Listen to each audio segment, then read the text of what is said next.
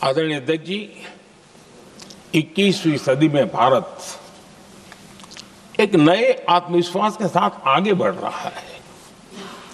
विश्व में भी आज भारत की स्वीकृति हम सब महसूस कर रहे हैं और ये हम सबके लिए गौरव का पल है। एक समय हमारे पास आया है और इस समय को हमने एक विकसित भारत के संकल्प के साथ जोड़ा है और मैं पक्का मानता हूं कि विकसित भारत का मतलब केवल उत्तम प्रकार के रेल, रास्ते, इंफ्रास्ट्रक्चर या कुछ आर्थिक प्रगति के आंकड़े सिर्फ इतने से ही विकसित भारत की सीमित कल्पना वाले हम लोग नहीं हैं। हम चाहते हैं कि विकसित भारत जिसके नीति निर्धारण में साच अर्थ में सबका साथ सबका विकास का मंत्र समाहित हो, देश की 50% जनसंख्या नीति निर्धारण का हिस्सा बने, ये समय की मांग है। हम पहले ही देरी कर चुके हैं। कारण कोई भी होंगे, जिम्मेवार कोई भी होंगे, लेकिन इस सच्चाई को हमें स्वीकार करना होगा कि जब हम अकेले मिलते हैं तब मानते हैं हाँ यार, लेकिन जब सामूहिक रूप से मिलते हैं, मुझे याद है कि जिस इसकी प्रक्रिया चली थी, सभी दलों से मिलना हुआ है, एक दल को छोड़ करके जिन जिन से मिलना हुआ है हर एक ने सैद्धांतिक विरोध नहीं किया है। बाद में जाकर के जो कुछ भी हुआ होगा, राजनीतिक दिशा पकड़ी जा रही है, लेकिन जो राजनीतिक दिशा में ही सोचते हैं, मैं उनको भी एडवाइज करना चाहूंगा। एक मित्र के रूप में एडवाइज करता हूं और सबको काम आएगी। हमारे देश में जब से विमेन रिजर्वेशन को लेकर के चर्चा हुई है और उसके बाद जब जब चुनाव आया है, हर चुनाव में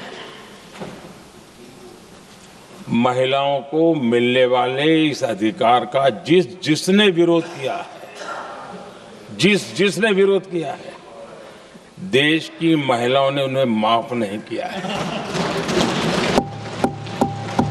उनका हाल बुरे से बुरा किया है।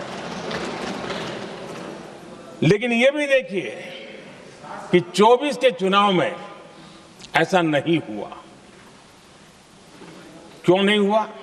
ये इसलिए नहीं हुआ कि 24 में सबने सहमति इसको पारित किया, तो ये विषय ही नहीं रहा।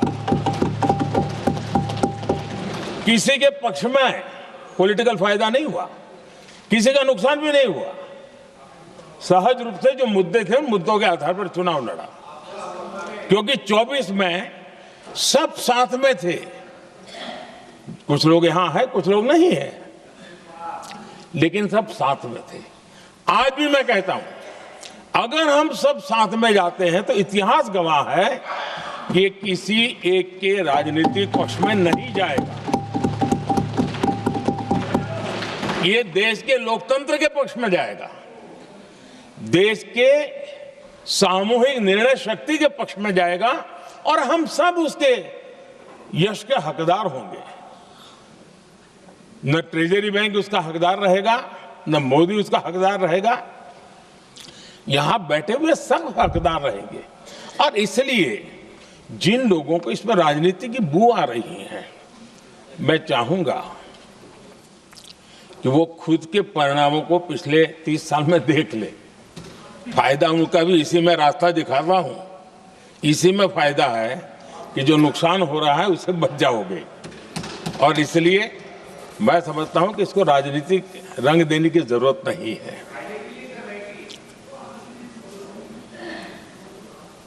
आदरणीय अध्यक्ष जी, मुझे याद है तब तो मैं शासकीय व्यवस्था की राजनीति में नहीं था, मैं एक संगठन के कार्यकर्ता के नाते काम करता था। उस समय एक चर्चा सुनने को मिलती थी गलियारों में कि देखिए ये कैसे लोग हैं,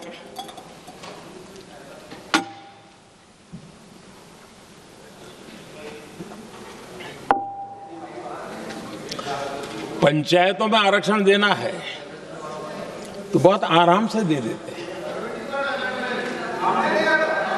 लेकिन आप कह रहे हैं तो कह रहे हैं